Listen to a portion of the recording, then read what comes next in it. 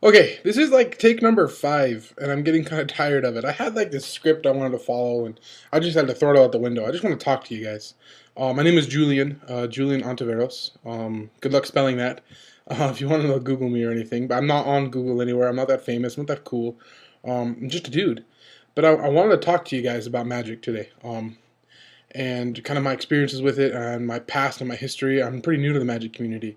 So I decided I wanted to do something. I'm going to get more into it later, but I'm from the StarCraft 2 community, and there we have a whole bunch of like celebrities. We have like Day9 and Husky, and a little bit of Total Biscuit. And of course, we have GSL, and we have DJ Wheat and State of the Game, and all those, and, all of that happening. MLG, and I noticed that while Magic has something like that, we're not to that level. We're not to that. I don't know. I just wish there was more. I guess that's the best way to say it. I wish there was more happening in StarCraft 2. There's so many cool things. There's so many cool people and so many interesting, different takes on everything. And with Magic, oh, I bet you guys heard that. Maybe I should close the Facebook. What do you think about that? Oopsie, that's professional. Okay, done, closed. No more messages from Facebook. Sorry about that. You probably, if you guys are like me when I'm watching streams and I hear that, I go and check my Facebook like immediately, or like my Skype or whatever. Anyway, got it closed. So now I've lost my train of thought, which is really, really good. But basically, oh yeah, with Magic, so it seems to be like there's one way or maybe two ways of doing content. There's like you can write articles, which are awesome. They're really interesting. They're really intriguing. Or you can record yourself playing Moto, and you can put that online. And you can also watch tournaments on the weekends.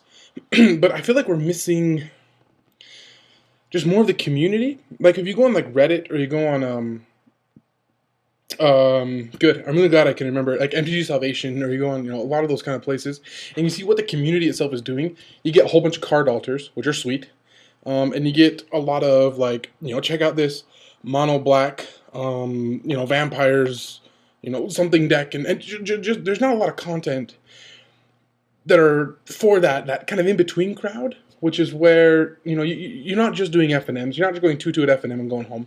You're doing really well at FNMs, you're competing in PTQs, but you're also not in the Pro Tour. And so the people like me who are watching the people who are in the Pro Tour and who are winning the Star City Opens and who are doing really well at the GPs, but we don't actually have content that we're making ourselves. We just let them do all the work. And I thought it'd be interesting to kind of change that. So I want to tell you guys a little bit about me and a little bit about my history before Magic. So I got my monster, got my pizza, and I love pizza. And we're just gonna go on a little ride together. So I guess I'll start with. I think the best place to start is when I was 18. So when I was 18, I graduated from high school, 2006. Sandy, Utah. It's Salt Lake City, Utah. I don't know. Say Sandy. No one's ever Sandy. And there's this game, World of Warcraft, right? You probably heard of World of Warcraft before. Now, I made a promise myself I wouldn't play that game until I graduated from high school. So I graduated, which was sweet, and then I bought the game like the next day. Played it a bunch, moved away to college, went up to Utah State University, and just kept playing World of Warcraft. And then there was this thing that came out, which was the World of Warcraft trading card game, which was. I don't know. I didn't really know how I felt about it. I had played Pokemon and Yu-Gi-Oh when I was like 12, 13, 14. And then I had the Star Wars CCG. Remember the Star Wars CCG? Man, I tried to play that when I was like 10. That was ugly. But I just got the Darth Vader card and got the Boba Fett card. And anyway, so I'm at college, and this World of Warcraft trading card game comes out. And of course, in that trading card game, there are these loot cards where you can scratch off these special little, kind of like a lottery ticket. Lottery ticket. Scratch it off, get a code, and you can get like a thing in the game, like a little goblin or like a little cooking set. I mean, the big one was a spectral tiger that hadn't come out yet. But anyway, so I heard about it and I was like, wow, it's really cool. So I bought myself 2 starter decks. Looked for the loot cards, didn't get any, and I was pretty bummed. And then and I bought those, and then I said, I'm going to learn how to play this game. It looks kind of cool, looks kind of interesting. So I went to do my laundry at the local laundry place at the school where you do your laundry, and there was this big steel table where you could fold clothes, but no one was there. It was like a Tuesday at 10 in the morning or something like that. No one was there. So I opened up both my decks, and I started reading the rules, and I played against myself. That was awful. Playing against yourself is the worst. Anyway, so I started learning about this game, World of Warcraft, this trading card game. And I was immediately, hooked. I just loved it. I loved how the cards felt in my hands. I loved just playing all these cool things and interesting things. I mean, it's just like how people feel when they first start playing Magic. It's just interesting. It's just a whole other way of thinking. Like everyone says, and because WoW is so similar to Magic, right? So I can compare it like this. I feel comfortable comparing it. How people say that Magic is like chess and poker, kind of mixed a little bit, and the WoW TCG is like the same thing basically as Magic, and so it's like the similar concepts, right? So I'm playing this game, and I'm getting really interested in it. And so I go online, I start to learn more, and I learn there's like a card shop just down the street from me, Phoenix Games and Comics. So I take my starter decks and I go down to Phoenix and I play some World of Warcraft, and it was really fun. I really had a good time with it. Very quickly learned that there's another game called Magic: The Gathering, but I didn't really care for it. There's this kind of this funny standoff thing. I don't know how it was at your card shop, but right when WoW came out, there was kind of this WoW player or Magic player thing that happened for a while. Nowadays, it's not so much like that, a little bit, but usually it's kind of more mesh now. Okay, so obviously, after I say this whole it's one take, it's one all this, my computer decides that it was gonna be done recording, but it popped up and said done, and I stinking computers. Anyway, okay, so talking about WoW. Okay, lots of WoW stuff. Turns out I ended up becoming like a level 1 judge for WoW, and this is back in the infancy of the game. Um, and I actually got chosen to go and judge the first WoW Nationals, which is at Gen Con. This is August 2007. So I go to judge the first Nationals. I went with a couple buddies, and blah blah blah. I went from Logan down to Tucson, Arizona. Moved there with my family for the summer. So I went with some buddies from Tucson, and I got a free flight, free hotel, all that kind of cool stuff. It was really neat going to Gen Con. Came back, and then I went on a 2-year service mission for my church. I used to be a Mormon, member of the LDS Church. I'm not anymore. I've learned the error of my ways, but I used to be. You can ask me a question about that if you want, but whatever. So I did this 2-year mission thing. And for those who don't know about it, I won't talk about it too much. I don't want to get into all the religiousness of it. And if you disagree with it, whatever, blah blah blah, fine. I don't want to hear all that much about it. I just want to let you guys know that it's 2 years where you kind of like remove yourself from the world. You're like in the world, but not of the world. So there's no magic, there's no WoW, there's no video games, there's no TV, there's no internet. You're just every day you're going and knocking on the doors and hi, I've got a message for you from the Church of Jesus Christ, and Jesus Christ, your Savior, and all that kind of, all that kind of stuff. 2 years of that. Your only contact is you write letters back and forth, like to your friends, and you can email your family just once a week. Mostly just kind of status updates so your moms know that you're not dead or anything like that. So anyway, so I did this for 2 years. I didn't really think about WoW. Like at the beginning you do. The first, like, I have to, I don't know how else to explain it, because it's not like the Army. I've never been in the Army, and I have a lot of respect for people in the Army. But it's not quite like that. Because not that you're like forbidden from talking about that kind of stuff in the Army. Anyway, I don't know. I'm not even going to try because I don't know anything about that. But like with these missions, you don't talk about worldly things. You don't talk about movies. You don't talk about all of that kind of stuff. It's just about God and your relationship with Him and converting other people and all that kind of stuff. So after like the first month or two, I stopped thinking about WoW and I stopped thinking about the card games and all that kind of stuff. So then I came home from that mission, and my local card shop had closed. And so because of that, I just thought, well, it's closed. Well, that was a kind of a fun facet of my life, and I just moved on.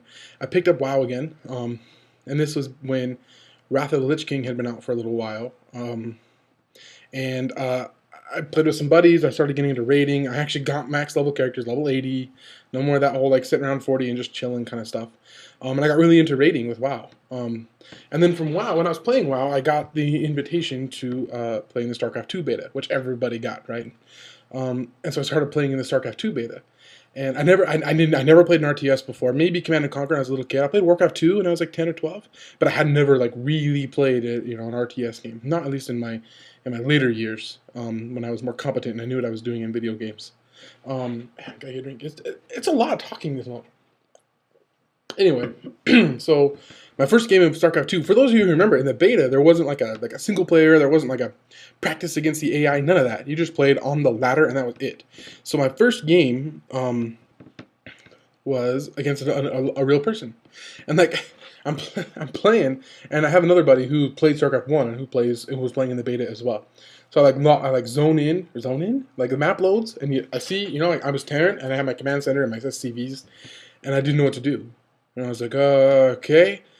So I'm sitting there typing to my buddy, what do I do now? And he's like, well, you should build a barracks. And I'm like, what? You don't understand that. He's like, well, blah blah blah, get money, and it turns out I had to make my SCVs mine the minerals. That was the step one, mine minerals. So I didn't know that. And I remember I will never forget my first game of StarCraft 2 because I built barracks because my buddy was coaching me, and I built some supply depots. And then these invisible fuckers started, or I don't know if I should swear. I swear there, I'm not gonna bleep it out, but these invisible dudes start killing my base. And I'm like, invisible? Are you kidding? Invisible things? Like this is the dumbest thing I've ever seen. Of course I lost. You know, now you probably figured out they're the Dark Templar, right, from Protoss. Anyway, I had no idea. I thought it was ridiculous. I got so mad, so I played Protoss instead. And I got really into StarCraft 2.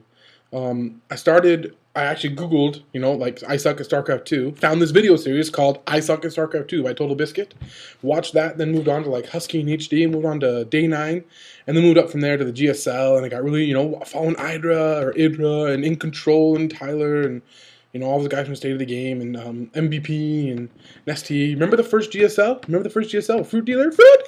Fruit Dealer was awesome. Anyway, all this stuff happens with StarCraft 2, so I get really into it. So this would have been, the beta was, I probably got in the beta in March of 2010. That sounds right. Yeah, because the mission is 2 years, 7 to 9. Played WoW, StarCraft 2, 2010. Yes, okay, March 2010. All the way through. So I'm playing StarCraft 2 for about a year from that beta, and then, you know, it released in July, or June, or July. Played it all the way through there. Got a new job, met some really good friends. Ate some pizza. I'm talking my mouth full a little bit. So my good friends know I don't eat pizza like this. I eat pizza with a fork and a knife.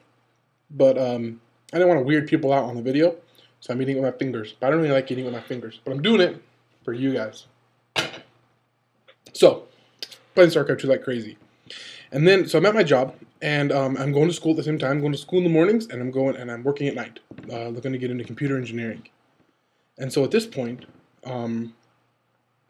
there was this time period that came up. This is a year later now, so March of 2011, where I had spring break coming up for school. And so what I did is I requested the whole week off of work as well. I used all my vacation, not all, but I used a bunch of vacation time, and I got spring break off of work, and then I also have school off, right? So I have a free week. And it started for me on, so Saturday night, it was like, or no, Sunday night, it was like the last day that I worked, maybe Saturday, I can't remember now, and all the way like till the next Sunday, so I had like a full 7 days. It was pretty sweet. And what I was going to do during that time, I was in Diamond League in StarCraft 2, I'm lying to you, Platinum, Gold, Bronze, Silver, Gold, Platinum. I just hit Platinum, and I was trying to, but I knew that I could do better. I didn't have a ton of time to play the game. I would only play like, you know, 3 or 4 matches a night because I was working and going to school so much. Maybe not even that. Maybe 5 to 10 matches a week. Not as much as I wanted to play. But I knew I had the skills. I just had to dedicate time to, you know, get my muscle memory going. So I was going to take this whole week off of work and school and just try and grind and get into Masters League. Because I felt like I had the skill to get there. I felt like I could. Anyway, it doesn't matter, right? None of that matters really. So I decided to take this whole week off so I can just play StarCraft 2. So the night after I get off of work, and I'm like, I'm going to go home and play StarCraft 2 now. And my buddy Jake goes, hey, come over to my house. Let's just hang out for a little bit before you do that. And I'm like, yeah, all right, that sounds like a good time. So we go over, and he busts out these magic cards. And he's got like him and like his 2 brothers and like another buddy's there. And I'm like, oh, well, this is interesting. It's kind of like that WoW game. And I knew from WoW, I talked to Magic players. I knew the rules were similar enough. You know, WoW you have the chain, and Magic you have the stack, all that kind of stuff. There's some differences, but it's similar enough. So, man, it was crazy because they didn't have like 60 card decks in plain standard. They just had old school cards from any time, and like all they just have like boxes and boxes of cards. Is you just reach in and grab a stack of cards like this big, and just and that was your deck. Right, and they didn't do like land, because land is, you know, for lame people apparently. They didn't have any mana, and so they just had infinite mana, and I guess it's called mana drop.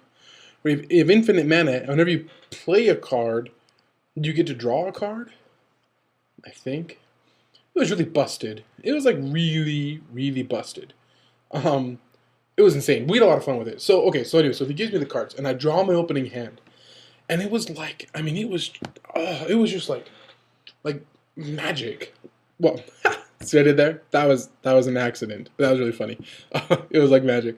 It was just amazing experience. I'd forgotten how it felt to hold these cardboard cards in your hand because they're just like WoW cards, right? And I'm like, oh, this feels amazing. And I remembered things about like responding to things and putting things on the stack or on the chain from WoW. And I'm like, oh my gosh, this feels so good. And I just stomped everyone. And I'm like, I love this game. Like I just loved it. And so from there, I went home that night and I had a meeting with a school counselor at this other school in the morning. I was going to community college at this time, and I was going to transfer up to the University of Utah in Salt Lake City. It's a long story. I got bad grades, blah, blah, blah. So I had to start back over at community college. So I had this meeting with this counselor in the morning, and I was so excited. Like, I just couldn't sleep all night long. I didn't play StarCraft 2. I played like a match. And I was like, oh, no, no, done with this. Get this out of here. And I just started watching Magic videos. I was just hooked, like, immediately. So I go to meet with this counselor. Didn't sleep at all. And then I go, on the way home, I stop by Walmart to pick up some stuff. And I see that they have these deck builders toolkits for Magic. And I'm like, oh, man, this looks so cool. What is this? So I buy this deck builders toolkit. And in it, there's some packs of cards, and there's some, you know how the deck builders toolkits are. And so I buy one, and then I tell my friends, hey, we all need to buy these, and we need to start playing Magic for reals. Because I learned that we were playing Magic the wrong way, and, mana drop is obviously not the real way you play Magic, and 60-card decks, and like all flooded back to me, like, all at once. Because it's so similar to WoW. And so I'm like, oh man, this is just incredible. So we all buy these deck builders toolkits, and then we kind of start trading cards a little bit. Like I get all the white and black cards, I think, maybe white and blue, and my buddy gets all the red and green, and like this other guy gets all the purple. See, just kidding, JK. And so yeah. Anyway, so we get all these different, we all get different deck builders toolkits. I'm stumbling over my words. And we had a pretty sweet job at the time. I was doing tech support at this phone center company, and I worked like the swing, I guess you call it. So I worked like 2 to 11 or 1:30 to 11, and like after maybe 6 or 7 o'clock, there were like no calls. You get like 2 calls an hour, and they were like 5 minutes each. And the other time you could just watch Netflix or do homework or play Magic or play cards. So that's what we started doing is we started playing Magic, and we had these sweet wireless headsets. So you'd be at your desk, you take a call, and then you just keep your headset on. You just get up and go wherever you wanted in the whole office floor thing. And then your headset would just beep beep, and you go, oh, thanks for calling. Can I get your name and your ID number? And then you just take your call, and as you're walking back to your desk, sit down and just do it. Get back up, and come back over when you're done. It was awesome. It was like the greatest job of all time in terms of just easiness, and it was really cool. And I met some really, really, really good friends there. We're still friends today, even. And especially at the time I was playing Magic, what happened was we were being downsized. And so like April 15th or April 16th was our last day of work. And they were moving it over to a different company. And it's kind of complicated, but we worked for like a phone center company. It was called Convergys. It's kind of Unisys or whatever, where just different companies lease out time. Hey, I need agents for 2 years for this, or Microsoft's in there, DirecTV or whatever. So that meant it, and so what happened is they were transferring the calls. Man, this is all a long story. Basically just telling you that it got to a point where like for 2 weeks, I took like 1 call a day, but they still paid us for all the time, which was just incredible. So I played a bunch of Magic, and then lost the job, right, because the job was over. So I started my job search, got unemployment, started looking for a job. And during that time, I got really into Magic. I had gotten a pretty big check for my final check, and at that time I had watched videos of the 2010 Worlds, which is when the Guillaumes played each other. It's a blue-black control mirror match, and I decided, well, blue-black control must be the best deck there is because they're both of them in the finals. This was in April, remind you, so this is the era of Caw-Blade, but I didn't know about Caw-Blade yet. I just knew about blue-black control from Worlds. So I took my last paycheck, spent a whole bunch of money, and I bought myself my blue-black control deck. I got my Creeping Tar Pits, and I got my Jaces, got my playset of Jaces. I got all my Dark Six Shores, I got all my lands, I got Black Suns, Grave Titans, the whole shebang, right? So I get this blue black control deck. And it was beautiful. It was a beautiful thing. And I go to my first F&M. Well, I'd done some other tournaments before that, but it was just ugly. Anyway, so I go to my first F&M with a real deck. I show up and I play. And then I play against Caw-Blade in I was like 2-0, so going into the 3-0 bracket, I play against Caw-Blade, and I just got my butt kicked. And I was like, geez, I spent all my money on the wrong cards. Like, I didn't know Caw-Blade was the real deck. I didn't have any more money for Stoneforge and stuff like that. So anyway, as I'm playing, I ended up meeting a couple of kids, pretty cool guys, and found out they were on a little team together here in Utah. And so I joined up on their team. and played Magic with him, and I got really into it. I really, really enjoyed it. I still wasn't, not where I am today, right? But this was back in March and April and May of 2011, so a year ago, a little over a year ago. I got really into the game. I really, really liked it. I was winning, I started winning all the FNMs with them and going 3-1, and I felt like I was just on top of the world. I was so cool, and I could play whatever I wanted. And I went to a PTQ, and like the morning of, I went to get my roommate, or not roommate, my teammate, and he said he wasn't gonna be able to go, but I could take his Cobblade deck. And I hadn't played Cobblade very much. I just played my blue-black deck all the time. But I'm like, yeah, sure. I took Cobblade, and I went like 1-3 drop or something ugly like that. I don't even count it. I don't count that PTQ in my repertoire of PTQs because it was just bad. So then in June, they banned Stoneforge Mystic and Jason Mind Sculptor because of this whole Cobblade thing. And I'm going to be honest with you here. This is my little rant, and I know I'm in the minority, but I was like really, really disappointed in Wizards for banning those two cards. And if you read the ban announcement or why they banned them, they even said themselves, they saw that the Magic had started to become a more that word everyone always uses, skill intensive. The two words people always used. Magic had become a skill intensive format, which meant that the better players were winning more often than not. It was turning into a little bit more chess than poker. No, that's a bad example because good players win in poker too. But you guys know what I mean. Less variance, I guess you could say, and more about skill. And so if you didn't know how to play the Cobblade mirror match, it was over. You were done. I mean, if you knew how to play Cobblade against the other decks, you were almost unstoppable as long as you were great with Cobblade. And so Wizards banned them because people weren't having fun. People weren't going to tournaments. PTQ attendance was down. And like I said, I was really disappointed. I liked the skill-intensive format. Even though I wasn't playing Cobblade, I really enjoyed that, and I was really bummed that they nerfed it down so much. But it's okay, still playing Magic. And then in June, at the end of June, I got my new job where I worked at Apple, actually, at the Apple store, which is really cool. And Apple fanboys and blah, blah, blah, and I hate this and that and the other. I don't care, right? I don't want to hear it. But I got that job. But that's a retail job, so I'm working nights, I'm working every weekend, and I couldn't play Magic anymore. And so I actually kind of pseudo-retired from Magic for a little bit. I don't know if you can say I retired, because I only played for like 3 months. And then I retired, but I did. I stepped away from the game. I let my teammates keep the cards, and I just stopped playing. I went to one FNM in December, a 4-0'd, which was awesome. Played Wolf Run. Never even seen the deck. I'd watched like a Star City where someone played Wolf Run and won, and then went to the FNM, borrowed it from a buddy, 4-0'd. It was pretty sweet. Anyway, it doesn't matter. FNM doesn't matter. But that was it. I just did that once. I went with my little brother, and I wasn't working that Friday. So I'm doing all that. So I'm working a lot. I'm not really following Magic anymore. I kind of followed it. Every now and then I'd watch a Star City Open, but not as much as I wanted to. I was just too busy. And then in March of 2012, that's this year, I lost my job there at Apple. Crazy circumstances, blah, blah, blah. I don't want to talk about it, but I was let go from Apple. And all of a sudden I found myself with a whole bunch of free time on my hands again. Started looking for another job, started looking for more employment, and at the same time I started playing Magic like a crazy person. And I at this point my old team had kind of dissolved, and we had kind of just gone our separate ways. And I started pairing up with some of the best players in Utah. They'll know who Josh Snow. He got 10th in the GP. CJ Letterman, Wes Stapley, I can't even, just these guys have a game grid, Drew and Aaron, and just awesome players, just a whole bunch of awesome players in Utah. But especially Josh Snow, who's probably the best player in Utah, maybe? Well, there's like three. There's these three guys, Alex and Brian, and then Josh, probably. Anyway, really good player. I keep going on these tangents. So anyway, Josh is one of the best players in Utah. And I knew him from before, and he kind of took me under his wing, and we started playing a lot. But I didn't have any of my own cards. I didn't have any money for my own cards. And so I was just borrowing cards from the owner of the local game shop, Game Haven. His name is Jeff Deering. Hi, Jeff. Didn't forget your name. And he lent me cards to play. So anyway, so I'm playing in March, and then it gets to be towards the end of March, and there's a GP here in Salt Lake City.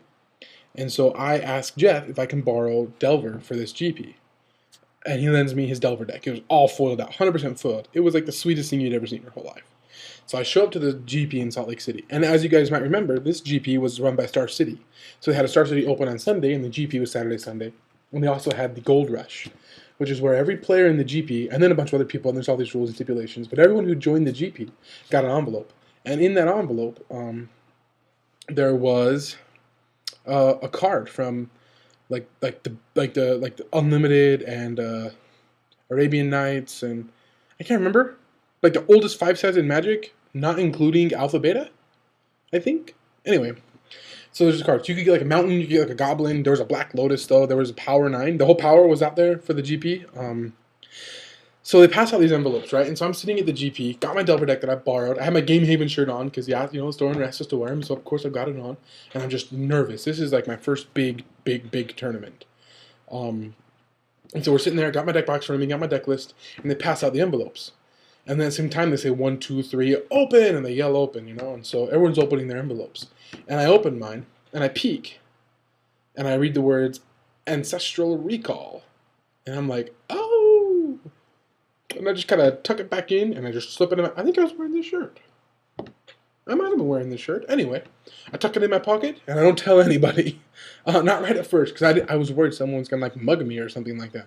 It was the second most expensive card on the floor. The only person who got a more expensive card was the guy who got the Black Lotus. Other than that, it was my recall. Anyway, word kind of spread, and so... By the time I sat down for the first round, one of the Star City guys came up to me and said, "Hey, you know, can we take a picture for the Star City, you know, for the Star City homepage?" Or no, he just said, "Can we take your picture?" And I was like, "Yeah, sure." So I got my thing up, but I'm kind of sweaty because what happened is I finished my round 1, and I'll tell you about that in a minute. But and I got my picture, and I'm like, "Hey, I like this," and I'm kind of sweaty, and my hair's kind of crazy. I used to have long hair. You can see like on my Facebook and stuff. And yeah, and it just felt amazing. It just felt amazing. And so after the GP, I talked to that buddy Jeff of mine, the owner of the shop, and he really wanted the Ancestral Recall. He's a collector. He likes to play vintage, and he just really wanted it. And so we kind of worked out a deal where I gave him the Ancestral Recall, and then he gave me the whole Delver deck, but not foiled, plus X amount of cards to equal up to the total value of the recall. So the Delver deck was worth like a total of like $300 maybe, and so we added up to about $500 in cards so that I could have my own cards. And that way, like the recall, people like talking about maybe I should have sold it on eBay for like $300-400 or something like that. But I didn't want to like sell the Ancestral Recall, pay my car payment, and then kind of go, well, there it went, right? Like just there's my recall, it's gone now. But I didn't want to just keep it and frame it either because I was never going to use it. It was just going to sit there. So that was kind of the perfect in between. He put the recall in his cube, and then I got to have cards that were my own cards. Because until then, whenever I'd play in a tournament, I was kind of going on store credit so I could keep playing in tournaments. I was giving half the packs to him because I was using his cards. And now I had my own Delver deck. And then the extra cards, I got like a playset of Dark Slicks and Lilianas and like Huntmasters or something like that. I can't remember. But yeah, it's like enough cards. It worked out just great on its own. I'm really happy that he did that for me. And I have my own cards again. I have my own Delver deck. And so I started entering the tournament, entering the FNMs, and just grinding Monday Night Magics and that kind of stuff. I'm playing with Josh a lot and just getting better and better and better. I was just increasing my skill in Magic very quickly. I just loved the game. I was just eating and breathing and drinking Magic. So we get to a point where because of I was just doing so well with that Delver deck, and in Utah we have tournaments like every night somewhere. So I would just go to the tournament with Josh, and either he or I would win, and we just either take the packs or get store credit, and then just keep doing it over and over and over again. I ended up getting almost a full collection of Abyssin Restored, and I didn't buy a single pack. I haven't bought a single pack of Magic in a year. But it's just on my winnings, which feels cool. It feels really neat to win enough that you have everything you need. I'd win packs, and then I'd use those packs to enter drafts, and then I'd open drafts, and I'd get a Tameo every now and then, or I'd get lucky and get like something, trade it for more packs or more cards, and it just really seemed to work out well. Let's see if I can.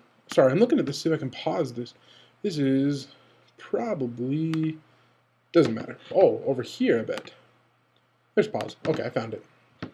Doesn't matter. I'm not going to pause it. Didn't pause it. Okay, this is all continuous. So, doing well in Magic, and after a while, this team up in Ogden, the Game Grid team, there's a store up in Ogden called Game Grid, they asked me to be on their team, which is really neat. It was really cool. Josh was on their team, and then Aaron and Drew and a couple other really awesome guys, Justin, and then they asked me to join as well. So we went up to Game Grid. Ogden is about an hour away from Salt Lake, for those of you guys who don't know. So we drove about an hour up there to play test because there was a PTQ coming up in Utah in June, or maybe May. I'm really glad I did my fact checking. It doesn't matter again. So we had this PTQ in May, and I want to play Delver, but I wasn't 100% sure. I thought we had thought about playing Red Green Aggro because I was really good at the time. That's really popular. This is before Red Green figured out to play 4 bonfires in the main deck, right? This is like right when Avacyn had come out. We didn't even play like Restoration Angel wasn't even in Delver at that time. This is like the week or two after Avacyn had come out. Or maybe it was right before. Probably it was right before. No, because we had Silverheart. We definitely had Silverheart in our deck, so it was right after. But we just hadn't figured out. You guys know how it is when a format first comes out. Or when a set first comes out. So we take this red-green aggro deck to the PTQ. We had tested and tested and tested. Now, even though I'd been doing really well and getting a lot of cards, I didn't have the red-green aggro deck. So I actually went to a buddy of mine, my buddy Jake. And Jake is like the perfect Magic player. He is exactly what Wizards wants. He's not super competitive. He likes to play in the occasional FNM, but he just loves buying cards and opening packs. The guy's crazy for it. I've never met somebody like that. He just loves it. Like, we'll be in Walmart and we'll go get like he's my buddy from the old job, the one where we watch Netflix all day long. So like we'd go to like Walmart and be like, yeah, I'll just get some soda and I'm gonna get like a pizza and I'll just get 3 packs of Magic cards because I love opening packs. And he's nuts in a good way. And he actually let me borrow the entire red-green deck, minus just a couple of cards. He had because I traded away my Huntmasters for something else and it didn't matter. He let me. He had Huntmasters and swords and everything I needed. Which is awesome. I gotta tell you, it's really good to have friends like that. Like Jeff, who lent me the Delver deck for the GP, and like my buddy Jake, who lent me this red-green aggro deck for this PTQ. It's just really neat to have people like that in your life. This is a little tangent, but like you gotta appreciate those kind of people, man. You can't a lot of Magic players can be kind of like douchebags sometimes. They can just be standoffish. They can be really antisocial. Well, antisocial is different, right? But like you can just be not nice to people, and you're gonna regret that because you're gonna need people. And I'm really thankful for the friends I do have that lent me the cards that allow me to get where I am today. Anyway, now I'm getting all sappy. So I take this red-green deck to the PTQ, and I end up. So I'm counting this as my first PTQ because I won last year with Cobblade. Doesn't count. That was ugly. So this is my first PTQ, and I end up top 8ing with that red-green deck, and I actually get to the finals, and then I lose to Delver in the finals, which sucked. I mean, it was fine. Well done for my opponent. It's one of those, like, epic first games, like epic games, and then on the last game, I get, stuck on 2 lands. He gets a double gut shot for both of my mana dorks, and it's over. I mean, put up a good fight, but, yeah. Ugh. Anyway, you can read my tournament report on the website that we have. But, yeah, so I got second place at that PTQ, which felt amazing, but I really wanted to win. I really wanted to get on the Pro Tour, because I've been taking the game really seriously. Like, FNMs didn't matter to me anymore. Game days, whatever. I mean, they're good for, like, packs and for, like, earning money, I guess you could say. But they're not what I want to be doing. I want to be on the Pro Tour. I want to be there. I want to be that caliber of a player. And I feel like I could do it. I just need more time. So anyway, so from there, we traveled down to Vegas for the PTQ in Vegas a couple weeks later. And in Vegas, I took Delver, and I top 8'd again, which was awesome. But I lost in the first round of the top 8. My opponent was playing Nyapod. He just drew really, really well. And I drew not as well as he did, and I lost in the top 8. But my teammate, Drew, won that PTQ, which was sick. So he's on the Pro Tour. Good job, Drew. And here I am. And we went to another PTQ in Boise, but then I got sick. And so I like 1-3 dropped it, which is ugly. And all these things, we had this website that we started, slcmtg.com, pimping the website. It's really small right now. I think I'm the only person who writes on it, but you can see my tournament reports there. But that brings us to today. So today, or I guess yesterday is really the day that that I kind of got this idea. What happened is I was really bored on YouTube. Maybe it was on Sunday. And you can see a lot of times I think of something and then I go, it doesn't matter. It's just, that doesn't matter either. Oh, brother. So I kind of got bored on YouTube and ended up watching a Day 9 daily. And I hadn't watched one of those in, couldn't tell you how long. Year, maybe 2 years, a year and a half. It's been a long time since I watched a Day 9 daily. And I just remembered all that StarCraft came flooding back to me about how neat it was and how cool the community was. And I felt like we need something like that in Magic. I posted this thread on Reddit just about doing that, about getting more exciting casters and people who get really into the game and they're so nervous and they're so excited, or people who put content out that's interesting and kind of funny. And I'm not that funny. I can be sometimes. I'm not like I'm not very funny, but like face to face, I don't know. I try. Um, and like we just need more of it. And I just really wanted the community to be able to go to that next level, and start uniting and start learning together and start getting new types of things out there. I think I said at the beginning, I can't remember if I said this or not, but like Magic right now, like the content that comes out is mostly either playing on Moto videos or articles. And articles are awesome. I love articles. But I think that in general, I think the internet is moving away from articles, like written where you read them, and going more to videos. I think that's how people are digesting their content now, because they're doing other things while they're watching. They're doing their laundry, or they're exercising, or they're eating, or they're just doing other things. They're listening. Maybe they're just listening to the audio while they're working. They're on their lunch break. They just don't read articles as much. They like to watch things, but they don't just want to watch Moto. I mean, that's really interesting. I watch Moto all the time. But people don't just want to watch games over and over again. They want to learn, because like I definitely watched like an LSV video on Channel Fireball where he just 4-0s. It's not even close. He just crushes some daily. And you're like, well, I guess I learned that LSV is really good, right?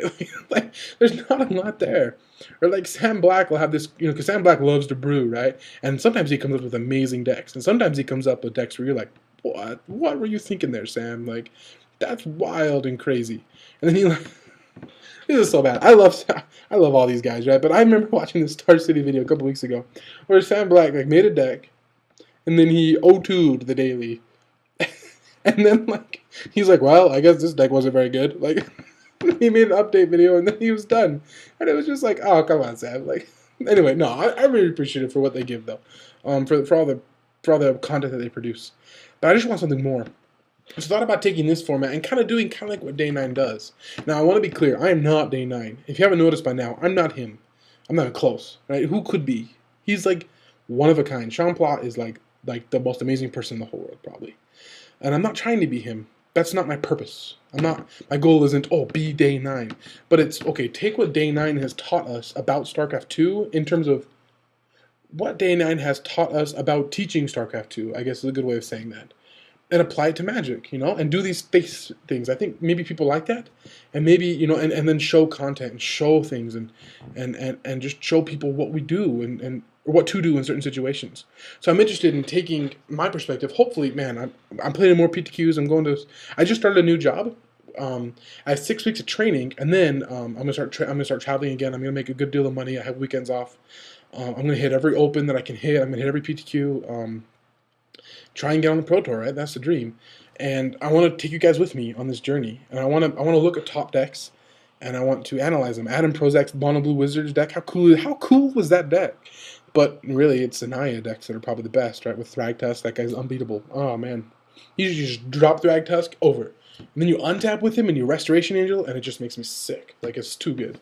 Not too good, but so good. It's really, really good. And I want to talk about it with you guys. I want to talk about deck lists. I want to talk about Magic concepts, things like card advantage, what that really is. Side note, if you made it this far into this video, first of all, I'm impressed. And second of all, I'm going to teach you something. Card advantage does not mean just drawing more cards than your opponent does. Because if so, divination would be amazing. And, card advantage is seeing more of your deck than your opponent has seen of his deck. That's what real card advantage is. I just want to clarify that, because sometimes people talk about Ponder, and then say Ponder's not real card advantage. It's not. No, they'll say Ponder's not card advantage at all. I don't know why people play Ponder. It's not card advantage. Well, it definitely is card advantage. It's just a different kind. It's not as good of card advantage as Think Twice is, because you're paying 1 card and getting 2, and you're seeing 2 cards in your deck, and Ponder just replaces itself, which is true. But imagine if you took Gitaxian Probe and just took away the look at their hand part. Right? And you pay 2 life to draw a card. Well, you just wouldn't play Gitaxian Probe. There'd be no purpose to it, right? But the great thing about Ponder is that it lets you see the next 3 cards in your deck. And it lets you go 3 cards deep, especially if you keep them and reorder them and keep them on top. Then now you have 3 extra cards to your opponent's no extra cards. That's what card advantage is. It's seeing more cards in your deck than your opponent has seen of his. And then what you do with those cards and what your deck can do with those cards. That's why Desperate Ravings is played. Because even though you're randomly discarding a card, the fact that you can see more cards, you can burn through 2 cards in your deck, then 2 more, Instant Speed is just incredible. Desperate Ravings is an incredible card. Faithless Looting, awesome as well. Not quite as good because you don't get to keep all the cards unless you're doing like a Frights deck or something like that. But just burning through your deck, you know? If you can go through half your deck in a game and your opponent goes through the first 20 cards, that's bad. 20 cards and you go through 40 cards. Unless your deck is bad or like their deck is built to beat yours, most of the time, you go through that much of your deck, you're going to probably win because you just seen more of your deck, even if it's all in your graveyard. Right? If you have Snapcaster Mage and cards of Flashback, and you just get to see the cards you have. That's why Delver players thought scour themselves. Because they flip 2 cards in, and then they draw a card. Because of Snapcaster Mage, because of Moorland Haunt, because of cards like that, Runechanter's Pike, if you're playing it, you're basically drawing extra cards. You're seeing 2 plus 1, you're seeing 3 for the cost of a card. Kind of like Ponder. That's why it's really good. It's instant speed, which is why it's, it's not better than Ponder. Whoa, I almost said better. It's not. But which is why it is played in the same deck as Ponder. Anyway, that was kind of a random tangent. But yeah, card advantage, and you could talk about why people net deck, why we net deck, or net deck, because you're not really like real net deckers, real people who take. I'm just gonna talk about that a different day. But why you would net deck a deck, why you play the best decks, why you do the things that you do. And I really want to talk about that kind of stuff. And I really want to teach you guys that. And I want to learn with you. And I want to have people submit ideas and we'll talk about it together. I want to have this kind of discussion. And I want to do it frequently. I think that's the biggest thing I want to get out of this. Is I want to do this often. I don't know how long. I have no idea how long this is actually going for right now. But it's kind of long. And I hope that you appreciate that. And I hope that you watch the whole thing or listen to it in your commute or something like that. And I'm just really interested in more. I just want more. I want Magic to become a lot more like what StarCraft is. Not in every way. Magic is not as exciting to watch, especially not for spectators who don't understand it. Because StarCraft 2, you can take a buddy who's never played a game in his life, but like you can just tell him, StarCraft 2, oh, it's the bugs against the humans, and he gets it, and it's exciting, and the commentators are exciting. Never going to be like that for Magic, but it can get close for a lot of, especially if you understand the game, it can get there, and yeah, and so I want to start doing this maybe 2-3 times a week. But I want to get some feedback. I want to know if this is too long or if you want longer. If I should live stream it so there's a chat. Probably I'll live stream it. That's probably better. I didn't live stream this one, but I want to set that up. I want to get a stream going. And yeah, and that's just what I think. Man, I'm like sweating. Whew, that was good. Gotta lose some weight.